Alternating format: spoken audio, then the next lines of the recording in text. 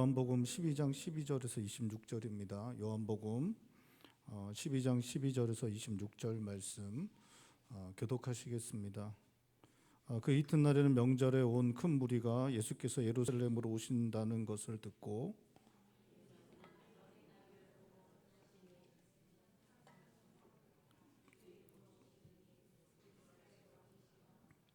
예수는 한 어린 아기를 보고 타시니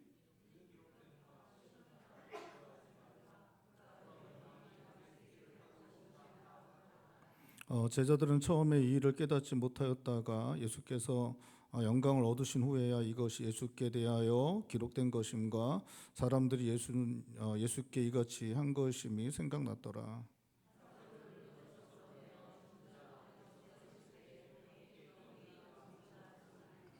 이에 무리가 예수를 맞음은 이 표적 행하심을 들었음이로라.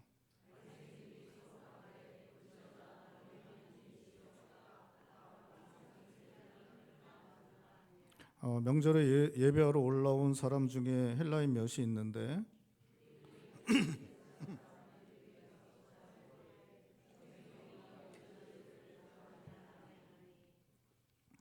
빌립이 안드레에게 가서 말하고 안드레와 빌립이 예수께 가서 여쭈니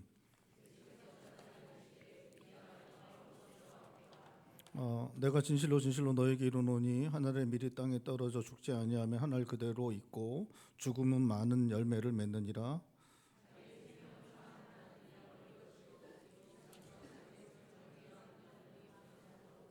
함께 보겠습니다. 사람이 나를 섬기려면 나를 따르라. 나 있는 곳에 나를 섬기는 자 거기 있으리니 사람이 나를 섬기면 내 아버지께서 그를 귀히 여기시리라. 오늘 본 말씀에 주님께서 어린 나귀를 타시고 예루살렘 성으로 들어오실 때 큰 무리가 종려나무 가지를 가지고 호산나 찬송하리로다 주의 이름으로 오시느니 곧 이스라엘의 왕이시여 환호하며 주님을 맞이하였다라고 그렇게 말하고 있습니다. 우리 13절 말씀 다시 한번 읽어볼까요? 13절입니다. 종려나무 가지를 가지고 맞으러 나가 외치되 호산나 찬송하리로다 주의 이름으로 오시느니 곧 이스라엘의 왕이시여 하더라. 호산나라는 말은 우리를 구원하소서라는 뜻을 가진 말입니다. 그리고 주의 이름으로 오시는 이여라는 말은 메시아로 오신다는 것을 이제 말씀하는 것입니다. 그러니까 이 유대인들이 예수님이 예루살렘 성으로 입성하실 때 이렇게 부른 것은 예수님이 메시아이시고 메시아이신 예수님께서 이제 오셔서 로마의 압제 가운데 있는 이스라엘 백성들을 구원하시고 회복시키시는 이스라엘의 왕이 되어 주십시오라고 그렇게 구하고 있는 것입니다. 17절에 주님께 환호하던 무리들 중에 주님께서 나사로를 살리실 때 함께하던 자들이 그들에 대해 증언하였다라고 그렇게 말하고 있는데 여기서 이제 증언하였다라는 말의 의미 중에는 이 자랑하였다라는 의미를 가지고 있다고 합니다. 그러니까 이제 내가 그때 그 자리에 있었어라고 하면서 이렇게 좀 자랑하듯이 그렇게 말하고 있는 것입니다. 이건 이제 좀 예수님과의 관계를 좀 드러내려고 하는 그러한 의미의 말입니다. 그러니까 이제 손절하는 것과 반대되는 좀 관계가 있다는 것을 좀 은근히 자랑하려는 듯한 그러한 의미로 증언하였다라고 그렇게 말하고 있는 것입니다. 18절에 그렇게 나사로를 다시 살리신 것을 자랑하듯이 증언한 것을 들은 무리들이 주님을 메시아로 이스라엘의 왕으로 부른 것이라고 말하고 있습니다. 주님을 향한 백성들의 환호는 대단히 컸습니다. 백성의 강력한 기대와 지지가 주님을 향하고 있었습니다. 주님을 왕으로 삼으려는 그러한 마음이 유대인들에게 넘치고 있었습니다.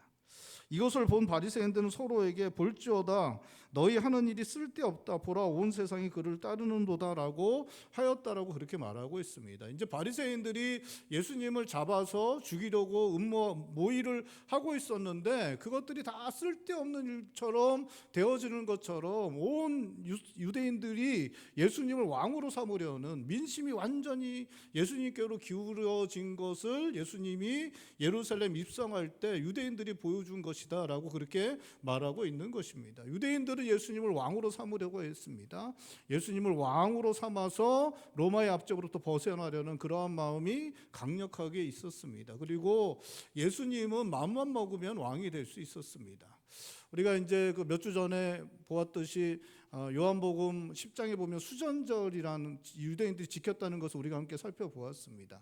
이 수전절은 유다 마카비가 그 당시에 시리아의 셀루코스 왕조가 팔레스틴 지역을 다스리고 있었는데, 그때 다스릴 때 유대로 들어와서 성전을 더럽히는 일을 행했습니다. 그것에 분노해서 유다 마카비 가문이 일어나서 봉기해서 혁명을 일으켰고 결국 승리해서 성전을 거룩하게 회복하는 일을 했는데, 그것을 지킨 것이 바로 수전절입니다. 그리고 이 일로 말미암아 유다 마카비가 그 가문이 하스모니안 왕조를 갖다가 이렇게 세우게 되었습니다. 이게 이제 기원전 166년인데, 그 기원전 586년에 바벨론에 의해서 나라가 망하잖아요. 이스라엘 나라가 망합니다. 기원전 586년에 망하고 그 이후로 유대 땅에 왕이 없었어요. 왕조가 없었습니다. 그러다가 기원전 166년에 그때 이제 유다 마카비 가문이 그때 그 일로 인해서 혁명을 일으키고 하스모니안 왕조를 만드는 게, 그때 이제 그 이후로 바벨론에 멸망당한 이후로 처음으로 유대 땅에 왕이 생긴 일이 되었습니다. 그리고 이 하스모니안 왕조가 기원전 37년에 끝이 납니다. 그때 이제 로마가 다시 유대 땅으로 들어와서 하스모니안 왕조가 한 100년 넘게 한 130년 정도 이렇게 있었는데 아주 별의별 일이 다 있게 됩니다. 그러다가 이제 기원전 37년에 로마가 들어와서 하스모니안 왕조가 끝나고 그때 이제 다시 왕이 되는 사람이 있어요. 그 사람이 누구냐? 바로 우리가 잘 아는 헤롯입니다. 헤롯이 왕위에 오르게 됩니다. 헤롯을 로마가 왕으로 세워요. 그래서 이제 그때부터 이제 헤롯 왕조가 시작되는데, 이 헤롯 왕조가 시작됐으니까 예수님이 태어났을 때는 이 헤롯이 왕이 된 지, 헤롯 왕조가 시작된 지 몇 년이냐면 37년밖에 안 되는 상황이었습니다. 근데 이 헤롯이 왕이 되었을 때 이 사람에게 치명적인 문제가 있었는데, 정통성에 문제가 되는 일이 있었는데, 이 사람이 이두메 곧 에돔 족속 사람이었어요. 순수한 유대인이 아니었습니다. 이게 이 사람한테 항상 컴플렉스가 돼서 이 사람이 결국에는 유대의 유아들을 다 죽이잖아요. 예수님 오셨다는 게 이스라엘 왕이 왔다는 그 이야기이기 때문에 그 아이들, 베들레헴에서 태어난 유아들을 다 죽이는 그 미치광이 짓을 하는 배경이 되는 게 이 사람이 이두메 족속의 그 유대인으로서의 순수 유대인이 아니라는 것 때문에 이 사람이 그것 때문에 항상 문제점을 가지고 있었습니다. 그리고 그 아들들이 왕이 됐을 때는 이제 지역을 분할해서 아들들에게 왕을 시키거든요. 그때가 이제 예수님이 이제 돌아가실 때쯤에 그 아들들이 왕이 됐습니다. 그래서 이 아들들이 지역을 분할해서 분봉왕으로 있는데, 그때는 이 사람들이 지역의 군주로 활동할 때 로마의 총독보다도 힘이 약했습니다. 그러니까 헤롯 왕조가 예수님이 돌아가실 때는 한 70년 정도 됐을 때요. 그러니까 오늘 본 말씀에 예루살렘으로 예수님이 입성할 때 한 70년 정도 이 헤롯 왕조가 이렇게 있었습니다. 그리고 이 왕조를 세운 게 누구냐? 로마였어요. 근데 오늘 본 말씀에도 보면 유대인들이 로마로 압제부터 벗어나길 원했잖아요. 그러니까 이 백성들이 이 로마가 세운 왕조에 충성했겠습니까? 안 했겠습니까? 충성을 하지 않았어요. 다윗 왕조와 같은 사람들이 아니었습니다. 지금 왕들이 아주 혼란한 상황이었고 70년밖에 안 됐고 로마가 세운 그런 왕조였기 때문에 굳건하지도 않았습니다. 그래서 예수님이 왕위에 오르기로 마음만 먹었으면 이스라엘 백성들이 하나가 돼서 예수님을 하스모니안 왕조를 세운 것처럼 그렇게 예수님을 통해서 왕조가 새롭게 열릴 수 있었습니다. 예수님이 왕위에 오를 수 있었습니다. 그런데 문제는 뭐냐? 예수님이 왕이 되려고 마음 먹고 그렇게 왕위에 오르겠다고 하면 누구와 전쟁을 해야 되냐? 하스모니안 왕조가 세워지기 위해서 유다 마카비가 누구랑 싸웠냐면 시리아의 셀루코스 왕조랑 싸웠거든요. 그 시리아를 다스리던 셀루코스 왕조랑 싸운 것처럼 만약에 예수님이 헤롯 왕조를 무너뜨리고 왕이 되려면 누구랑 싸워야 되냐? 헤롯 왕조를 세운 로마와 전쟁을 해야 됐습니다. 로마와 전쟁을 하면 수많은 사람들이 죽고 뭐 이기면 다행이지만 지면 어떻게 되냐? 이스라엘 유대는 멸망을 당할 수밖에 없었습니다. 그래서 그게 걱정이 돼 갖고 이 예수님이 이제 나사로를 살린 다음에 그다음에 그 살린 일 때문에 대제사장들하고 이제 바리새인들이 공회를 열어서 예수님을 죽일 것을 모의하거든요.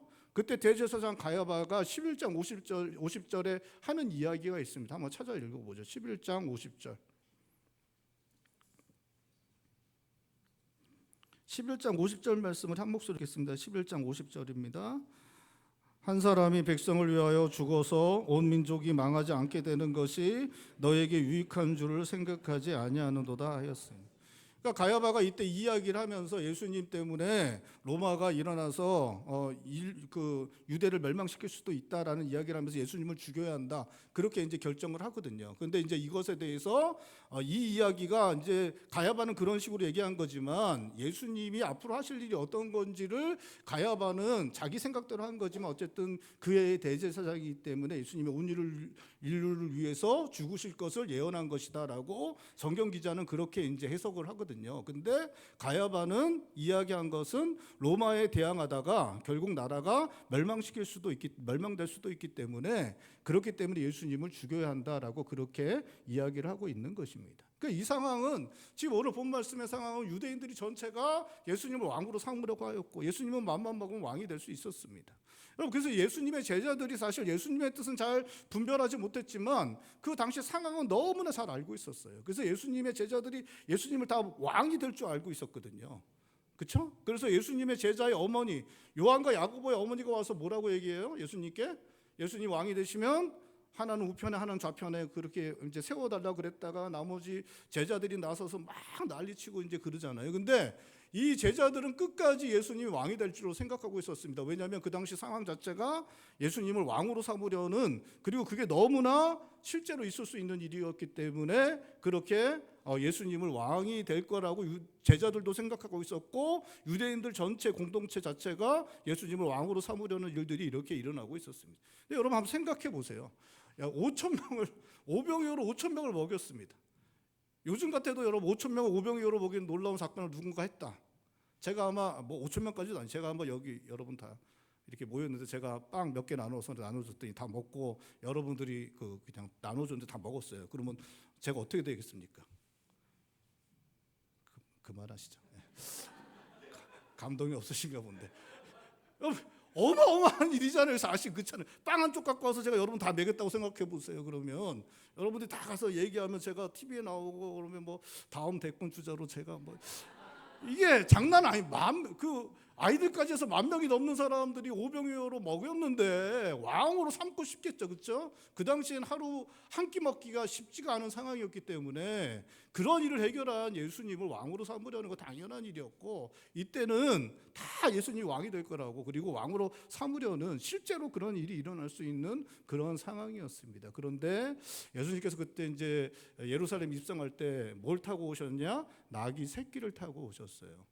여러분, 나귀 같은 짐승들, 말 같은 짐승들은 이렇게 타는 게 사람들이 많이 타고 다니는 걸 보여줘서 그렇지 올라타는 게 쉽지 않습니다. 그래서 이 카우보이들 보면 말이라든가 이 소라든가 이거 타고 이제 그거 갖다가 얌전히 이렇게 훈련시키는 그런 모습들이 나타나는데, 그거 하다가 죽는 모습도 죽는 사람들도 나타나죠. 그래서 태우는 것 자체가 쉽지 않습니다. 이 나귀 새끼고 태워본 적이 없다 그러니까 얼마나 불편하겠습니까? 그 타는 게 한 번도 태워보지 못한 짐승인데 그 나귀 새끼를 타는 것 자체가 너무 힘들고, 여러분 나귀 새끼를 어른이 한번 탔다고 생각을 해보세요. 집에서 여러분들 기르는 그 개나 뭐 이런 작은 짐승들에 여러분들 그 아기들이 막 올라타도 막 뭐라 그러잖아요, 그렇죠? 그 작은 짐승을 갖다 그렇게. 근데 예수님이 나귀 새끼를 탔죠. 이게 얼마나 이게 볼품 없어 보이는 거예요. 얼마나 불편하고 얼마나 볼품 없어 보이는 것입니까? 근데 그걸 예수님이 타고 들어왔죠. 사실은 예수님이 말을 타고 들어오셔야 돼요.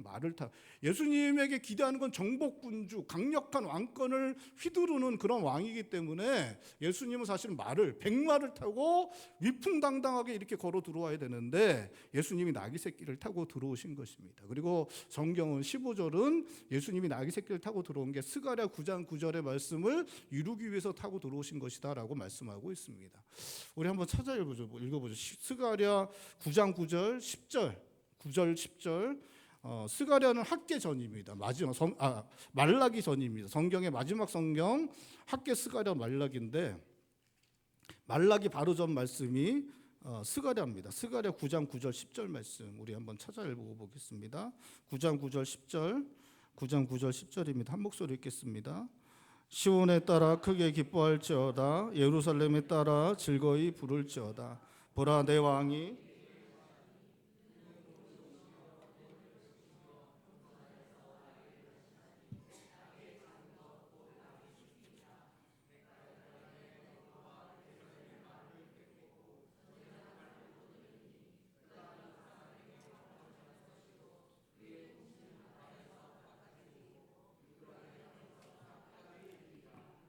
그러니까 9장 9절에는 예수님이 나귀 새끼 타고 들어오실 것이고 10절에는 그 의미를 얘기하고 있는데 모든 전쟁이 다 그치게 하실 것이고 하나님께서 이를 통해서 화평을 주시려고 일을 하신 것이다라고 그렇게 말씀하고 있습니다. 그러니까 주님이 나귀 새끼 타고 들어오신 것은 주님이 평화의 왕으로 오신 것임을 보여주는 것이다라고 스가랴 선지자는 그렇게 말씀을 하고 있습니다. 예수님이 나귀 새끼 타고 들어온 것은 정복군주로 강력한 왕권을 가진 왕으로 들어온 것이 아니라 평화의 왕으로 오셨다라고 그것을 오신 것을 드러내기 위해서 그렇게 오신 것이다라고 스가랴는 말해주고 있는 것입니다. 주님은 평화의 왕으로 이 땅에 오셨습니다. 주님은 하나님의 평화를 사람들에게 주시기 위해서 이 땅에 오셨습니다. 사람에겐 평화가 없었습니다. 왜냐하면 하나님께서 사람을 원수로 생각하셨기 때문입니다. 사람의 죄로 말미암아 하나님께서 사람을 원수로 생각하시고 그 원수인 사람들을 심판하셔서 영원한 멸망을 사람들에게 그렇게 영원히 멸망시키시려는 것이 하나님의 생각이셨습니다. 하나님께서 그렇게 행하시려고 하셨습니다. 그렇기 때문에 사람에겐 평화가 있을 수 없었습니다. 그런데 우리 주님께서 사람들에게 평화를 주시기 위해서 이 땅에 오신 것입니다. 그렇게 평화를 주시기 위해서 사람의 죄를 대신해서 십자가에서 죽으시고 그렇게 죽으심으로 사람의 죄를 사하셔서 하나님과 사람과의 무너진 관계를 회복시키시고 하나님의 평화를 사람들에게 주시려고 이 땅에 오신 것이고 그렇게 이 땅에 오신 그 주님이 예루살렘 성에 들어가실 때 평화의 왕으로 그렇게 나귀 새끼를 타고 이렇게 들어가신 것입니다. 근데 주님은 나귀 새끼 타고 이렇게 들어가셨는데 여러분 백성들은 나귀 새끼를 타고 들어왔는지 안 왔는지 백성들이 알았을까요? 몰랐을까요? 백성들은 환호하고 열광적으로 사람들이 예수님께 환호하고 열광적으로 했습니다. 열광적으로 하나님께 환호했기 때문에 이 사람들은 아마 예수님이 나귀 새끼 탄 거 몰랐을 것입니다. 말 탄 줄 알았을 거예요. 그러니까 나중에 후에 이제 얘기할 때, 야, 그때 예수님이 나귀 새끼 타셨어. 그러니까, 에이, 말도 안 되는 소리 하지 마. 예수님이 백마 탔지. 뭐 이렇게. 사람들은 다 보고 싶은 것만 보거든요. 그러니까 열광적으로 막 환호했기 때문에 예수님 나귀 새끼 탄 거 잘 몰랐습니다. 오늘 16절 말씀 봐도 이 일에 대해서 나중에 제자들이 돌아보면서 그게 어떤 의미인지 알게 되었다라고 그렇게 이야기를 하고 있는데 그 상황에 빠져 있었기 때문에 예수님이 나귀 새끼 탄 것 그들은 잘 알지 못했을 것입니다. 그들은 오로지 예수님이 메시아 정치적 군사적 왕이 되어서 자기들을 구원하고 자기들이 이 땅에서의 좋은 삶, 이 땅에서 자기가 원하는 것 이루어주는 그런 왕이 되기를 바라며 예수님께 그렇게 환호하는 그러한 모습을 보여주고 있는 것입니다. 주님은 이 땅의 평화의 왕으로 십자가에 달려 돌아가심으로 하나님의 진노를 멈추고 하나님의 심판을 멈추고 우리들에게 평화를 주시기 위해서 이 땅에 오셨는데 유대인들은 예수님을 향하여 그렇게 정치적 군사적 왕이 되어서 로마의 압제로부터 자기를 구원하고 이 땅에서 자기들에게 좋은 삶, 자기들이 원하는 것 이루어 주시기를 간구하며 환호하고 열광적으로 주님을 그렇게 맞이하고 있는 것입니다. 여러분, 우리는 주님을 믿는 사람들인데 우리가 주님께 기대하는 것은 어떠한 것입니까? 여러분, 우리가 이제 조금 있으면 성탄절 되잖아요. 아기 예수로 오신 우리 예수님을 맞이하는 날인데 우리는 그 아기 예수로 오신 우리 주님 어떠한 마음으로 우리 주님께 무엇을 바라며 우리 주님을 맞이하시고 있습니까? 주님은 우리에게 구원을 주신 하나님의 아들이십니다. 우리를 구원하셔서 영원한 생명을 주시는 분이 바로 우리 주님이십니다.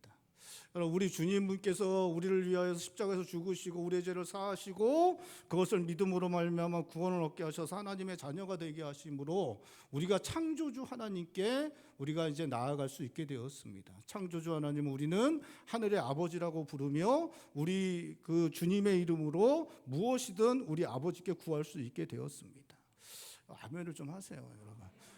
여러분 우리가 이게 다 믿는 거잖아요, 그렇죠? 믿는 거예요. 우리는 그걸 믿습니다. 우리 주님으로 말미암아 하나님과의 관계가 끊어졌던 관계가 회복되었고, 그래서 우리의 창조주 하나님을 우리의 아버지로 부르면서 나아가 예수님의 이름을 가지고 하나님 앞에 나아가 구할 수 있게 되었습니다. 우리가 우리 주님으로 말미암아 제사함 받아 하나님과의 관계가 회복되어 하나님 앞에 나아가 구할 수 있게 되었고, 우리 이 땅에서 삶을 위하여 하나님 아버지께 구하며 살아갈 수 있게 되었습니다. 하지만 우리의 구함이 오늘 본 말씀의 유대인들의 구함과 동일한 것은 아닌지 여러분 우리는 항상 살펴볼 수 있어야 합니다. 우리의 구함은 언제든지 오늘 본 말씀에 유대인들처럼 이 땅의 것만 바라보고 이 땅의 것만 구하는 것이 될 수 있습니다. 이 땅에서의 우리의 삶을 위한 구함은 우리에게 너무나 필요한 것이지만 언제나 우리 주님께서 허락하신 저 영원한 나라를 바라보며 구하는 것이 되어야 합니다. 여러분 우리도 이 땅의 백성들처럼 하나님, 우리의 창조주 하나님, 그 하나님의 아버지께 나아가 구해야 합니다. 여러분 구해야 합니다. 여러분 아멘 좀 하세요. 예, 구해야 합니다. 우리가 그렇게 구해야 합니다. 우리의 삶의 필요를 가지고 구해야 합니다. 우리 주님도 주기도문에 말씀하셨죠. 일용할 양식을 구하라고, 일용할 양식을 구하라고 그렇게 말씀하셨어요. 우리의 삶의 필요를 채워주시기를, 은혜를 허락하시기를 우리가 하나님께 나아가 구해야 합니다. 하나님 주님께서 우리의 죄를 대신하여 죽으심으로 말미암아 하나님과의 관계가 회복되어졌고, 이제 우리를 원수로 여기시던 그 하나님이 우리의 하늘의 아버지가 되셔서 우리가 그 하늘의 아버지께 날마다 나아가 우리의 필요를 구하고, 우리가 아프면 아픈 것 고쳐주시기를, 우리의 삶의 문제를 해결할 수 없을 때는 삶의 문제를 해결해 주시기를, 우리의 삶의 필요를 채워주시기를, 그 은혜를 베풀어 주시기를 하나님 앞에 나아가 구해야 합니다. 그렇게 구하는 것, 우리가 하나님 백성으로 하나님의 자녀로 이 땅에 살아가면서 우리가 해야 할 수 있는 일이고 해야만 하는 일입니다. 하지만 이 땅의 백성들과 다른 것 한 가지, 우리는 저 영원한 나라를 바라보며 그것을 해야 하는 것입니다. 저 영원한 나라를 바라보며 하나님의 뜻을 구하며 그것을 해야 하는 것입니다. 그거 한 가지가 다른 것이죠. 그런데 놀랍게도 그게 참 쉽지가 않습니다. 참 쉽지가 않죠. 그게 되게 쉬울 것 같잖아요, 그렇죠? 세상 사람들과 똑같이 하면서 저 영원한 나라를 바라보면서 그렇게 하면 돼요. 그리고 하나님의 뜻을 구하며 그렇게 하면 되는데 그게 참 쉽지가 않습니다. 어느 순간에 이 땅의 것만 바라보고 이 땅의 것이 모든 것처럼 생각하며 그것만 바라보면서 하나님께 나아가 구하는 그러한 일이 우리 가운데 충분히 일어날 수 있는 것입니다. 사랑하는 성도 여러분, 저 영원한 나라를 바라보는 믿음을 가지고 하나님 앞에 나아가 구하실 수 있는 성도님들 되시기를 바랍니다. 이 땅의 것만 바라보는 것이 아니라 저 영원한 하나님 나라를 바라보고 하나님의 뜻이 무엇인지 구하면서 그 이 땅의 것들을 하나님 앞에 나아가 그 문제들을 구하고 그 안에서 하나님께서 베풀어 주신 은혜를 누리고 저 영원한 나라를 소망하는 그 믿음의 삶을 살아내실 수 있는 성도님들 되시기를 바랍니다. 너무나 작은 차이인데, 너무나 작은 차이고 정말 아무것도 아닌 것 같은데 그것이 모든 것을 결정하는 것입니다. 저 영원한 나라를 믿음으로 바라보며 이 땅에서의 삶을 하나님의 은혜로 살아가시는 성도님들 되시기를 주님의 이름으로 축원드립니다. 20절 21절에 명절에 예배하러 온 사람 중에 헬라인 몇이 있는데 그들이 빌립에게 예수님을 만나고 싶다고 청하였다고 말하고 있습니다. 빌립은 안드레와 함께 예수님께 가서 헬라인들이 예수님을 만나기를 원한다고 말씀드리는데 그 말씀을 들으신 예수님은 영광을 얻을 때가 왔다라고 그렇게 말씀하십니다. 23절 말씀인데 우리 요한복음 12장 23절 말씀도 우리 한 목소리 읽어볼까? 요한복음 12장 23절입니다. 우리 한 목소리 읽겠습니다. 예수께서 대답하여 이르시되 인자가 영광을 얻을 때가 왔도다. 이 말씀은 그거는 이제 구약 선지자들이 예언한 말씀을 배경으로 하는 말씀입니다. 그러니까 종말일 때 이방인들이 와서 하나님 앞에 나와서 시온에 이르러서 하나님을 예배하는 일이 일어나게 될 것이다라는 그 말씀을 배경이 되는 말씀입니다. 그 종말의 때가 이제 이루었고 하나님의 영광의 빛이 비추어서 이방인들이 하나님 앞에 나오고 시온 땅에 와서 하나님께 예배드릴 것인데 그 일이 이제 이루어졌다는 것입니다. 그리고 그 영광의 때가 바로 지금이고, 그렇게 헬라인들이 지금 온 것처럼, 그래서 예수님으로 말미암아 하나님의 영광의 빛이 드러나야 되고 그래서 그 영광의 때가 지금 왔다라고 주님께서 그렇게 말씀하시고 있는 것입니다. 주님은 영광의 때가 왔다라고 그렇게 말씀하시고 있습니다. 그런데 그 영광의 때가 왔다고 말씀하시는데 24절 말씀은 우리가 생각하는 영광과는 좀 약간 거리가 있는 그러한 말씀을 24절에 우리들에게 하시고 있습니다. 우리 24절 말씀도 한 목소리로 읽겠습니다. 24절입니다. 내가 진실로 진실로 너희에게 이르노니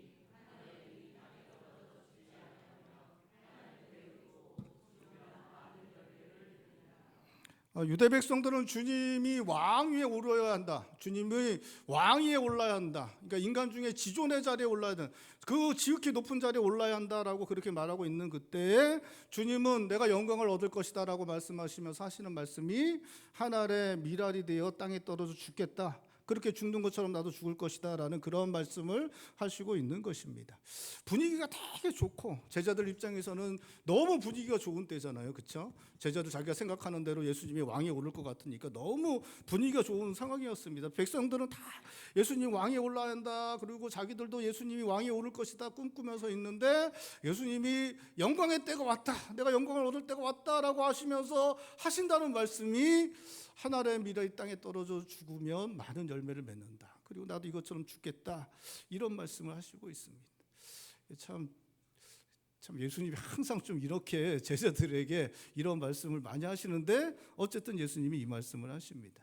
예수님은 사람들이 얻는 영광과 예수님이 얻는 영광이 다르다고 그렇게 말씀을 하시는 것입니다. 예수님이 얻는 영광은 세상이 말하는 영광과 다르다. 주님 말씀하시는 것입니다. 예수님이 말씀하시는 영광은 하나님의 영광을 말하는 것입니다. 하나님의 영광이 드러나는 것을 말하는 것입니다. 여러분, 하나님의 영광이 드러나는 것은 하나님께서 만드신 창조 세계를 통해서 하나님의 영광이 드러납니다. 그러니까 우리는 하나님의 영광을 만들어낼 수는 없고 하나님이 만드신 창조 세계에서 하나님의 영광이 드러납니다. 그러니까 하나님의 영광이 가장 많이 드러나는 창조물이 뭐예요? 사람입니다. 사람. 하나님 형상대로 만들어졌기 때문에 사람이죠. 사람이 하나님의 영광을 드러내는 거죠. 그러니까 이제 우리가 내가 하나님께 영광을 돌려드립니다. 그래서 우리가 하나님의 영광을 만들어낼 수는 없는데 우리가 하나님의 뜻대로 살아가면 우리를 통해서 뭐가 드러나요? 하나님의 영광이 드러나는 거예요. 그러니까 우리가 하나님의 뜻대로 살아갈 때 우리 안에 하나님의 영광이 드러나는 것이죠. 그래서 하나님의 영광이 드러나는데 하나님의 가장 큰 뜻, 영광이 작고 큰 건 없지만 하나님의 영광이 가장 큰 뜻, 하나님의 영광이 가장 큰 영광, 그것이 드러나는 것, 그것이 뭐냐? 바로 멸망을 당할 수밖에 없었던 그 변경될 수 없이 확정되었던 인간의 멸망, 이 멸망을 돌이켜 영원한 생명으로 옮기는 것, 이것이 바로 하나님의 영광이 드러나는 가장 큰 영광을 드러내는 일이었습니다. 그러니까 창세 이후로 모든 인간들이 다 영원히 멸망당할 수밖에 없었는데 창세 이후로 모든 인간들을 그 변경할 수 없는 그 심판에서 구원하셔서 영원한 생명으로 옮기는 것, 이것이 바로 하나님의 영광이 가장 크게 드러나게 되는 그러한 일이었습니다. 이 일을 위해서 삼위 하나님이 작정을 하셨습니다. 영광스러운 작정을 하셨고 삼위 하나님께서 작정하신 영광스러운 결정이 예수님께서 이 땅에 오셔서 그 구원의 놀라운 일들을 행하시기로 하셨습니다. 십자가에서 그 우리의 죄악을 대신하여서 죽으시기로, 그 죄를 사하시기로 그런 영광스러운 작정을 삼위 하나님께서 그런 작정을 하셨고 그 일을 이루시겠다고 우리 주님께서 하시는 것입니다. 주님께서 이 영광을 얻을 때가 되었다. 내가 하나님의 영광을 드러내는 이 일을 하겠다라고 하실 때 이 일은 그 한 나라의 왕이 되는 거, 그것도 엄청나게 큰 일이긴 하지만 그것과는 비교도 되지 않는, 비교할 수조차도 없는 영광스러운 일이었습니다. 예수님께서 바라보신 것, 삼위 하나님께서 바라보신 것은 창세 이후에 온 인류가 마지막 날에 우주적 교회가 되어서 하나님 앞에서 온 인류가, 그 구원받은 온 인류가 하나님 앞에 손들고 찬양하는 그 영광스러운 모습, 그것을 삼위 하나님께서 작정하셨고 예수 그리스도께서는 그 영광스러운 모습을 보시면서 그 영광의 길을, 그 영광스러운 일을 결정하는 그 영광의 길을 내가 가겠다고, 이제 내가 그 영광을 얻을 때가 되었다라고 그렇게 말씀하시고 있는 것입니다. 여러분, 온 우주적 교회가, 온 인류가, 창세 이후에 온 인류가 하나님 앞에 모여서 하나님을 찬양하는 그 놀라운 모습, 그 영광스러운 모습을 주님께서는 바라보시면서 그 십자가에 내가 이제 죽겠다. 그 일을 이루는 그 영광스러운 구원의 놀라운 역사를 주님께서 이루시겠다라고 하시면서 그 영광의 때가 왔다라고 하면 내가 하나님의 일처럼 죽는 일을 감당하겠다라고 그렇게 말씀하시고 있는 것입니다. 여러분, 우리가 이 땅에 살아가면서 하나님의 영광스러운 일에 동참할 수 있습니다. 우리가 하나님의 영광스러운 일에 동참할 수 있는데 그 동참하는 그 일이 무엇이냐? 바로 믿음으로 함께 살아가는 사람들을 세우는 일입니다. 여러분, 우리가 믿음으로 함께 살아가는 일을 세우면 그 사람이 구원을 얻습니다. 영생을 얻게 됩니다. 그리고 마지막 날에 그 영광스러운 자리에 온 우주적 교회가 함께 모여서 하나님 앞에 두 손 들고 찬양하는 그 자리에 그 사람도 함께 서서 그 영광에 함께 참여할 수 있습니다. 여러분, 우리의 인생을 통해서 우리가 그 영광스러운 일에 참여할 수 있다라고 성경은 말씀하고 있습니다. 우리가 근데 그 영광스러운 일을 우리가 근데 하기를 원하냐? 근데 참 쉽지 하려고 하진 않죠, 그렇죠? 예, 그렇습니다, 여러분. 여러분 올림픽 나가서 금메달 따는 게 되게 영광스럽잖아요, 그렇죠? 예? 그렇잖아요. 제가 저는 뭐 상상할 수도 없는 일이지만 제가 만약에 가서 뭐 할 수 있을까? 할 수 있는 게 어쨌든 뭘 했다 해서 제가 금메달을 땄어요. 그래서 그 태극기가 올라가고 애국가가 저 때문에 막 얼마나 영광스럽습니까, 그렇죠? 네? 뭐 있을 수도 없는 일이라서 뭐 와닿지도 않으시겠지만 어쨌든 그렇잖아요, 그렇죠? 근데 저는 국가대표들이 연습하는 거 보니까 죽어도 못 하겠더라고요. 예? 진짜 지옥 훈련을 하던. 저는 국가대표들이 그렇게 연습하는 거 이렇게 TV에서 보여주는데 보는 것만으로도 너무 존경스럽더라고요. 그분들이 그 훈련을 감당해내는 게 와, 정말 진짜 아니 어떻게 저렇게 살 수 있을까 그런 생각이 들더라고요. 저는 죽어도 안 하겠습니다. 저는 그냥 집에서 누워있지 뭐 하려고 저렇게. 여러분, 영광스러운 일을 하려면 그만큼 대가를 치러야죠. 제가 뭐 모르겠습니다. 뭐 이건희 씨 같은 분도 영광스러운 일을 한 거잖아요, 그렇죠? 그렇잖아요. 한 기업을 통해서 국가를 먹여 살릴 정도의 엄청난 기업을 이끌었으니까 그렇게 하여튼 엄청난 일을 한 거잖아요. 근데 저보러 그렇게 하라? 저 안 합니다. 얼마나 고생하셨겠어요, 그분이. 그러니까 제대로 그분이 제대로 살긴 하셨겠습니까? 쉽지 않았겠죠, 인생 자체가. 그 수만 명을 갖다가 월급을 줄 생각하라니 잠이 왔겠어요. 근데 우리가 영광은 좋아하지만 영광을 위한 수고를 하려고 하냐? 그렇게까지 그냥 살면 되지 뭘 영광은 저는 그렇습니다. 저는 영광스러운 자리까지 올라가는 과정이 너무나 고통스럽고 힘들다는 걸 잘 알기 때문에 참 그렇게 하고 싶지 않다는 생각을 할 때가 너무 많은 것 같습니다. 여러분, 이 믿음으로 사람들을 세우는 것, 이것을 통해 하나님의 영광에 참여할 수 있다고 하는데 이것도 사실은 대단히 힘든 일입니다. 이것도 너무 힘든 일이죠. 너무 힘든 일입니다. 여러분, 사람들은 잘 변하지 않습니다. 사람들은 잘 변하지 않습니다. 근데 이 사람들 변하지 않는 이 사람들을 변화시킬 수 있는 방법으로 우리 주님이 한 가지 말씀하시는데 그게 24절의 말씀입니다. 24절에 아까 읽었던 말씀이에요. 하나님의 미래의 땅이 떨어져 죽으면 많은 열매를 맺는다는 것이죠. 우리가 죽어지면 믿음의 사람들로 세워지는 일들이 일어날 수 있다라고 말씀하고 있습니다. 우리가 죽어지면 우리의 성질을 죽이고 우리의 자존심을 죽이고 때때로 우리 꿈마저도 죽이고 우리의 자아를 죽이면 그러한 일들이 일어날 수 있다라고 그렇게 성경은 말씀하고 있습니다.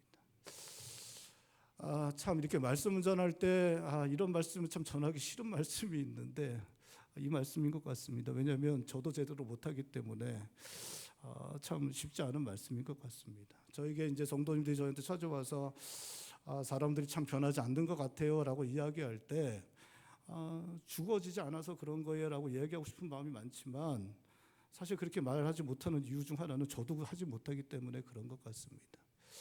주님께서 하시는 말씀은 너무 혁명적이어서 참 이 말씀 따르는 게 너무 고통스러운 때가 있습니다. 그런데 그 말씀 중에 하나가 이 말씀인 것 같습니다. 저는 이 말씀 전하고 오늘 저녁에 집에 돌아가서 제 아내에게 큰 소리를 칠 겁니다. 저도 절도 죽어지지 않거든요. 여러분들 저를 어떻게 보실지 모르지만 저도 한 성격 하는 사람입니다. 제 아내에게 큰 소리 지르고 제가 잘못한 거 인정하지 않고 아마 제가 그럴 겁니다. 그리고 이제 교회 와서 목사랍시고 이렇게 하겠죠. 여러분들이 변하지 않는 가장 큰 이유는 뭐겠습니까? 바로 저 때문에 그렇죠. 제가 죽어지지 않기 때문에 그렇습니다.